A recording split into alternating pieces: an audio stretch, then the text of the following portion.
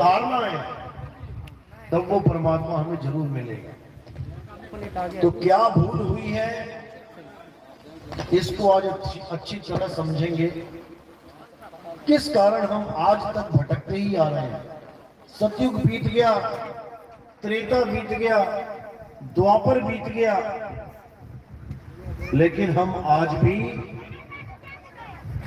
कलयुग में भी यही बैठे हैं, यही भटक रहे हैं।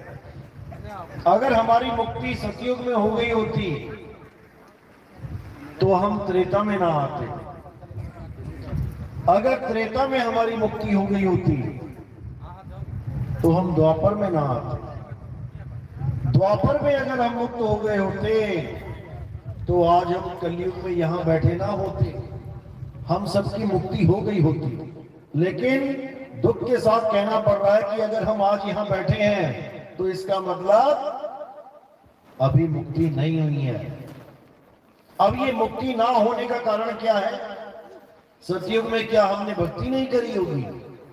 जिस युग का नाम ही सत्य युग है, सोचो हम कितने सच्चे होंगे उस वक्त, कितने नाम जपे होंगे, कितने हवन यज्ञ किए होंगे, भगवानों को कितना याद किया होगा, लेकिन मुक्ति नहीं हो पाई। यानी कुछ कमी रह गई। इसको बंदी कर दो भैया, यानी कुछ कमी रह गई। सतयुग में बहुत भक्ति करी, मुक्त नहीं हो पाए, यानी कुछ कमी रह गई। त्रेता आया, त्रेता में भी बहुत कुछ किया होगा। ऐसा तो नहीं कि खाली बैठे रहे होंगे, जैसे आज नहीं बैठते खाली, कोई ना कोई भगवान की पूजा करते ही रहते हैं। त्रेता में भी खूब की होगी। और एक जन्म में नहीं, एक युग में कई हजारों जन्म हो जाते हैं एक इंसान के। ऐसा नहीं कि सतयुग में एक ही बार पैदा हुए, कलयुग में ही पता नहीं कितनी बार पैदा हो लेंगे। 4,72,000 साल के युग में कितनी बार जन्म लेंगे, मर लेंगे। तो ऐसे ही त्रेता में बहुत कुछ किया, लेकिन फिर भी मुक्ति नहीं हुई। द्वापर आ गया, द्वापर में भी बहुत कुछ किया, फिर भी मुक्ति नहीं हुई। और आज कलयुग आ गया, कलयुग में भी अगर हम वही काम करेंगे जो हमने सतयुग त्रेता द्वापर में किया तो समझो फिर मुक्ति नहीं होगी। इसलिए जो गलती हमसे हो गई है उसको दोहराना नहीं है, उसको सुधारना है। क्या गलती हुई हमसे? हमने बहुत हवन यज्ञ किए, बहुत पूजा पाठ किए, नाम जपे, फिर भी मुक्ति नहीं हुई। गलती यही है, हमने बहुत से हवन यज्ञ किए, यही गलती थी। हमने भगवान के बहुत से नाम जपे, यही गलती थी। हमने पूजा व्रत पाठ किए, हवन यज्ञ किए, यही गलती थी। अगर यही सब करके मुक्ति मिल गई होती तो आज यहां ना बैठे होते। वही काम त्रेता में किया, वही द्वापर में किया, वही कलयुग में कर रहे हैं। आज कलयुग में क्या कर रहे हैं? कलयुग में भी सब गुरु यही तो करवा रहे हैं, हवन करवा रहे हैं, यज्ञ करवा रहे हैं, पूजा पाठ करवा रहे हैं, मंत्र जाप करवा रहे हैं, व्रत करवा रहे हैं, तीर्थों के स्नान करवा रहे हैं, पितरों की पूजा करवा रहे हैं। यही सब गलती है, इसी गलती को सुधारना है। कबीर साहब क्या कहते हैं? मोको कहां ढूंढे रे बंदे, मैं तो तेरे पास में। वो परमात्मा बिल्कुल पास है हमारे, लेकिन हमें नहीं पता है कि वो कहां है। इसलिए हम तरह तरह की भक्तियों में उलझ जाते हैं। अब साहिब कह रहे हैं, नाम है जप में, नाम है तप में। ना तो मैं किसी जप से मिलूंगा कि कोई कहे कि मुझे जी गुरुजी ने नाम दिया है, अब इसको सारी उम्र जपना है, और जप जप के एक दिन परमात्मा मिल जाएगा। तो इस गलत फहमी से बाहर निकल जाओ, ऐसे परमात्मा नहीं मिलता। जपने से तो तुम परमात्मा से और दूर हो गए। कभी भी जपने से परमात्मा ना तो आज तक किसी को मिला है ना मिलेगा। किसी को प्यास लगी है तो नाम जपने से क्या गला गीला हो जाएगा? सारी उम्र जपता रहे पानी पानी पानी पानी पानी पानी, गला गीला नहीं होगा, प्यास नहीं बुझेगी। इसी प्रकार परमात्मा को पाने के लिए सारी उम्र नाम जपता रहे, कबीर कबीर, सत साहेब, सत सोहम, कुछ भी जपता रहे, राम राम, अल्लाह अल्लाह, वाहेगुरु वाहेगुरु, कुछ भी जपता रहे, उसकी मुक्ति होने वाली नहीं है। क्योंकि नाम है जप में, नाम है तप में, ना एकांत निवास में, मोको कहां ढूंढे रे बंदे, मैं तो तेरे पास में। बिल्कुल पास में है मालिक, इतना पास है कि उससे पास और कोई हो ही नहीं सकता। इसीलिए बोला जाता है परमात्मा हमारे अंग संग है। अंग संग का मतलब क्या होता है? अंग संग का मतलब ये नहीं कि तुम यहां बैठे और तुम्हारा परमात्मा सतलोक में बैठा है। अंग संग का मतलब ये नहीं कि तुम यहां बैठे और तुम्हारा परमात्मा गोलोक में, शिवलोक में, ब्रह्मलोक में बैठा है। अंग संग का मतलब होता है तुम्हारे अंग के संग है। अब ये अंग संग है कहां? इसी का भेद बताने गुरु जन इस संसार में आते हैं, यही भेद बताने आते हैं कि वो अंग संग है तो है कहां। तो कह रहे खोजी होए तुरंत मिल जाऊं, एक पल की तलाश में, और कहे कबीर सुनो भाई साधो, मैं तो हूं विश्वास में। कहते भेदी गुरु मिल गया तो एक पल में तुम्हें पता लग जाता है मेरा परमात्मा कहां विराजमान है। वो अंग संग है तो है कहां। उसके बाद सारे जंतर मंतर तंत्र पूजा पाठ सब छूट जाता है, कुछ नहीं जपना, कुछ नहीं तपना, सब खत्म। अब केवल और केवल एक विश्वास के आधार पर भक्ति चलती है कि जो मेरे गुरु ने मुझे बता दिया वही अकल सत्य है, और सिर धड़ की बाजी लगा के ये जीव भक्ति करता है और 101% परमात्मा उसके बंधनों को काट देता है। सारा खेल विश्वास का है, लेकिन याद रखना अंधविश्वास का खेल नहीं है। कोई कहे नहीं जी हमारा कबीर तो पत्थर में है। कई लोग कबीरपंथी कबीर साहब की पत्थर की मूर्ति पूजने लग गए हैं। पत्थर को कबीर साहब मान के उनकी पूजा करते हैं दिन रात। और कबीर साहब क्या कह के गए यहां से? पाथर पूजे हरि मिले, तो मैं पूजूं पहाड़। कबीर साहब तो मना करके गए कि अगर पत्थर पूजने से हरि मिल जाए तो छोटा सा पत्थर क्यों पूजूं, मैं तो पहाड़ पूजूंगा, बड़ा वाला हरि मिलेगा मुझे, पहाड़ जितना बड़ा। अगर तुम्हें सोने का ऑप्शन मिल जाए कि कितना सोना चाहिए, इतना सा चाहिए या पहाड़ जितना चाहिए, क्या मांगोगे? सब पहाड़ी मांगेंगे, छोटा कौन मांगेगा? तो इसीलिए बोला पाथर पूजे हरि मिले तो मैं पूजू पहाड़, और उससे ये चाकी भली पीस खाए संसार। कहते हैं अगर पत्थर ही पूजना है तो चक्की की पूजा करो। जो तुम्हारे घर में जितने भी बच्चे पल रहे हैं, माँ बाप पल रहे हैं, किसकी वजह से? चक्की की वजह से।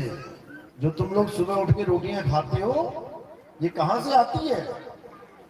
तुम्हारा गेहूं पीसता है चक्की। अगर गेहूं ना पिसाओ तो रोटी बन जाएगी? दौड़ाओगे, जाओ भैया आटा ले आओ, ये ले आओ, वो ले आओ। बकरी तो होने की दाने चबाने लग जाओगे, आटा मांगोगे। और आटा कहां से आएगा? चक्की से। अब चक्की मत पूजने लग जाना। कई लोग चक्की की पूजा करने लग गए हैं, सुना है कि कबीर साहब कहते हैं कि चक्की की पूजा कर लो।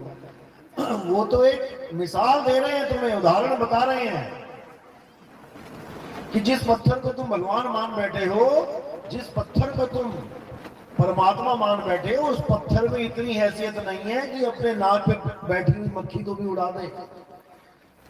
तुम अपने नाक पे मक्खी नहीं बैठने दे सकते। जैसे मक्खी बैठी एकदम हाथ आता है उड़ा देता है। अब जिसको तुम भगवान मान के पूजते हो, उसकी नाक पे मक्खी छोड़ो, कॉकरोच बैठ जाए, वो हिलाएगा क्या, हटाएगा क्या? कभी नहीं हटा पाएगा। क्यों? कारण क्या है? जबकि भगवान है, जबकि भगवान है, तब भी नहीं हटा पा रहा है। कारण क्या है? कारण ये है कि उसमें प्राण नहीं है, उसमें आत्मा नहीं है। और तुम मक्खी बैठने ही नहीं दे रहे हो शरीर पे, इसका कारण क्या है? कि तुम में आत्मराम विराजमान है। आत्मा तुम्हारे शरीर में है, इसलिए तुम खा रहे हो, चल रहे हो, पी रहे हो, दौड़ रहे हो, भाग रहे हो। सारा आत्मा का खेल है। अब जब तक इस आत्मा को नहीं जानोगे तब तक कुछ होने वाला नहीं है। आत्मा को छोड़ के तुम सारी दुनिया में कुछ भी जान लो, तुम्हारा कुछ होने वाला नहीं है। क्योंकि साहिब कहते हैं आत्म ज्ञान बिना नर भटके, कभी काबा कभी काशी, जल में मीन प्यासी, मोह देखते आवे हंसी। कहते पानी में मछली घूम रही है और पानी को ही ढूंढ रही है, हंसी आती है मुझे। और आत्मज्ञान के बिना नर वो कहां भटक रहा है? कभी काबा कभी काशी।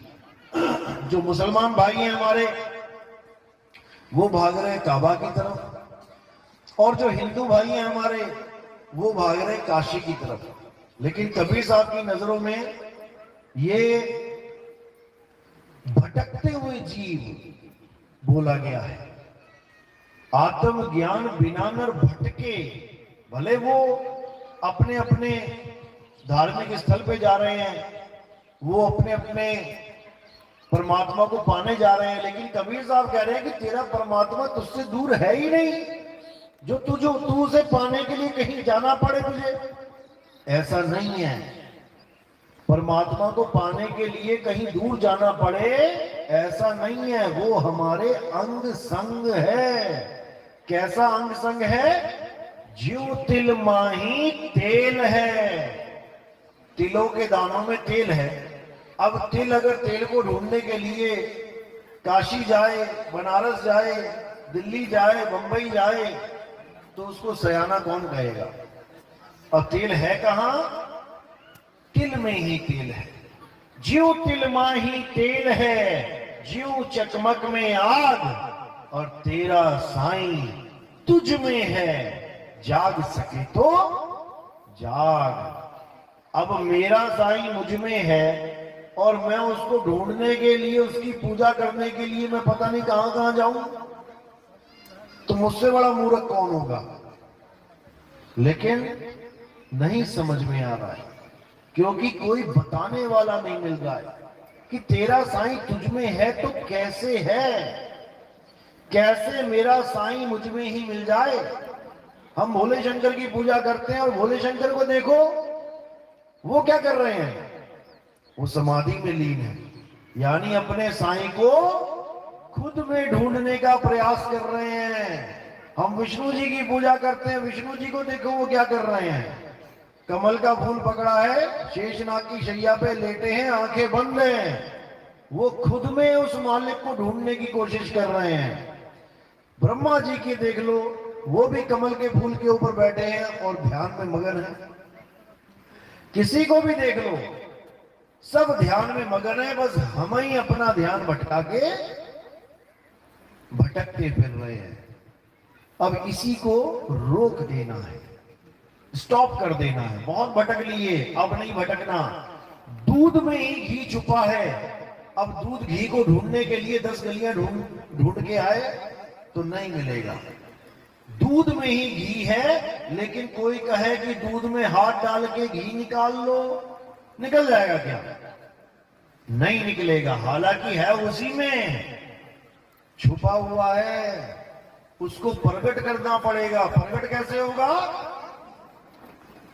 जब गुरु मिलेगा, जब तरीका मिलेगा, जब विधि मिलेगी। दूध से कैसे दही बनाया जाता है? दूध में ही दही है, लेकिन कितने घंटे दूर है? 12-15 घंटे दूर है। दूध में तुम जाग लगाते हो देखो 12-15 घंटे तुम्हें वेट करना पड़ता है, इंतजार करते हो, है दूध में ही, लेकिन 15 घंटे का इंतजार किया। अब उस दही में मक्खन छुपा है, अब दही से मक्खन निकालोगे, आधा पौना घंटा 1 घंटा लग जाएगा उसको मक्खन निकालने में, तो वो और दूर हो गया। मक्खन को और गर्म करोगे तो घी निकलेगा, तो घी और दूर हो गया, है उसी में लेकिन समय लगता है परमात्मा तुम्ही में, लेकिन उसको पाने में समय लगता है, दूध को मथना पड़ता है, सब कुछ करना पड़ेगा, तब जाके मालिक मिलेगा। लेकिन तब मिलेगा जब तुम्हें सारे भेद पता हो। इसीलिए मदन साहब कहते हैं अपनी वाणी में, सोई गुरु पूरा कहावे, 2 अक्षर का भेद बतावे, 1 छुड़ावे। ये जितने भी नाम तुम जप रहे हो, कोई भी नाम, उन सबको छुड़ा दे, नहीं जपना है। कोई 5 नाम लेके बैठा है, कोई 10 नाम लेके बैठा है, कोई 20 नाम लेके बैठा है। और कबीर साहब कह रहे हैं, कोटि नाम संसार में, इनसे मुक्ति ना होए, गुप्त नाम सतपुरुष का, बूझे बिरला कोई। करोड़ों नाम है इस संसार में, चाहे तुम करोड़ों नाम भी जप लोगे, तब भी तुम्हारी मुक्ति होने वाली नहीं है। क्यों नहीं है? क्योंकि नाम है जप में, नहीं जपना है कोई नाम। ये नाम आए कहां से हैं, ये विचार करो। कहां से आ गए इतने सारे नाम? जब परमात्मा एक है, जब परमात्मा एक है सबका, और इतने हजारों लाखों गुरु यही बात बोल रहे हैं कि परमात्मा एक है, तो नाम एक क्यों नहीं दे रहे? हर गुरु अपना अपना अलग अलग नाम बना के बैठा है। हजारों लाखों नाम तो इन गुरुओं ने बना दिए, इन गुरुओं ने ही हजारों लाखों नाम बनाए हैं, और बता तुम्हें यही रहे हैं कि परमात्मा एक है, परमात्मा एक है। अरे तुम सारे एक हो जाओ ना फिर। तुम सारे तो एक हो नहीं पा रहे हो, सब अलग अलग गद्दियां घुमा रहे हो लोगों को। तुम सारे एक हो जाओ, कह दो एक परमात्मा एक गुरु है, बात खत्म। लेकिन ऐसा